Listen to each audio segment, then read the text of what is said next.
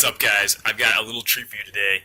Isaac Walton here for Hunting the River King with basically the cheapest fly rod ever and one of the very few collapsible fly fishing rods.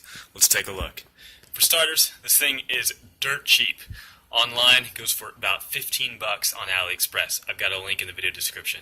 Now, I am not a fly fishing snob, or any type of fishing snob for that matter. If you've watched more of my videos, you've probably noticed that I like cheap fishing tackle, and I don't mind if it's not as high quality as something that I pay a lot more money for, because I know what I'm getting. I'm getting something cheap. I can beat it up, bang it up, and buy another one if I break it, or buy 10 more if I break it. So this right here is probably the cheapest fly rod that's out there right now, and definitely the cheapest fly fishing collapsible rod. Rosewood 6'6" fly rod, made for a 3-weight, supposedly designed in USA. I don't know what that means, because it was definitely sold online from a Chinese seller on AliExpress. Like I said, 6'6". You'll notice something here. This guy tip does not match the rest. Everyone who's fished for a little bit knows what that means. That means I have accidentally snapped one off while traveling. But before, it comes with these silver kind of guides right here. Reel does not come with it, nor do these awesome flies come with it. Anyway, it's collapsible. All you got to do, out like that, boom, boom, boom, and so on and so forth.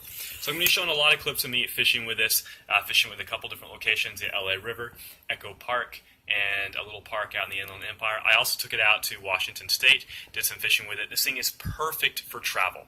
It collapses down to maybe about 1.5 feet or so. Easy to fit in a backpack. Didn't have to worry about it at all. And I told myself, hey, this is $15. If I break it, I beat it up. I really don't care, because I...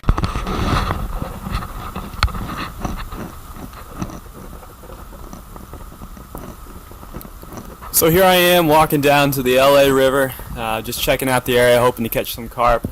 Also walking over to a little park in the Inland Empire. Caught some bluegill here in the past, nothing too wild. Making some casts. Getting down to the LA River is a little bit of a challenge, but you just got to be able to walk down a concrete embankment. Rod casts pretty well. Like I said, I'm throwing it with a 3-weight. The reel's a pretty cheap reel that I picked up for fly fishing, but it gets the job done. You probably are noticing a trend here with cheap gear. Doesn't bother me at all. Makes me feel more comfortable when I'm out beating up equipment in the brush. Here's Echo Park. First time ever fishing. Has a lot of sunfish and bass, little ones, hanging around near the shore. You will see me eventually tie into one here. With this rod, I've also caught trout, much larger bluegill, a few other species, but mostly warm water stuff. It's really not trout fishing season in these little SoCal creeks that I frequent. And there's that bluegill. Hooked him on. I think it was a little nymph he hit. There's a lot of bluegill here. They would chase it. They just wouldn't commit. Let him go safely. Really fun, honestly. Being able to throw this in the backpack or in the trunk and just keep it there in case I ended up by a lake or a pond that day on whatever outing I was on. It's really satisfying. Like I said earlier, it casts okay. It is nothing compared to some of the other fly fishing rods I have, but you can definitely get it out there. You got to put a little more effort into it. Here we are back at that urban pond in the Inland Empire, just trying to give her some bluegill.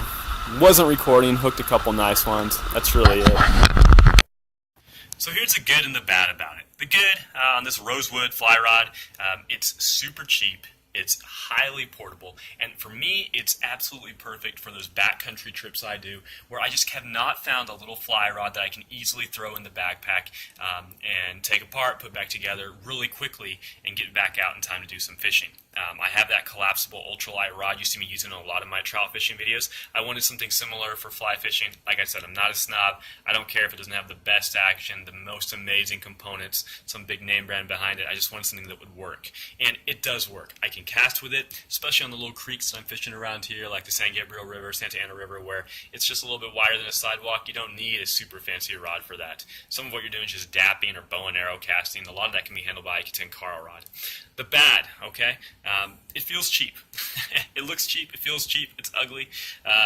It gets the job done, but you're not going to feel like this is the most satisfying rod to cast. Comparing this to some of my nicer fly rods, you can definitely tell the action isn't really there.